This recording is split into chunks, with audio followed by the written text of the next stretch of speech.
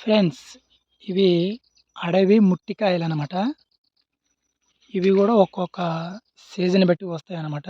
మా గిరిజనులు వీటిని ఇందులో ఉండే ఇత్తనం అనేది ఉంటదనమాట. ఆ ఇత్తనం అనేది తీసి బాగా ఎండబెట్టి అమ్ముతారనమాట. కిలో రూ. 60 ఇవి. ఇత్తనం గూడా ఎలా ఉంటదో చూపిస్తా. ఇప్పుడు మీకు ఇత్తనాలు చూపిస్తా చూడండి.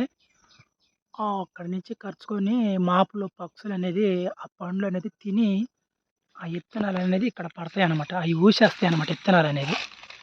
చూడండి ఇవన్నీ అయ్యాయనమాట. చూడండి కుప్పలు కుప్పలుగా ఉన్నాయి చూడండి. చూడండి.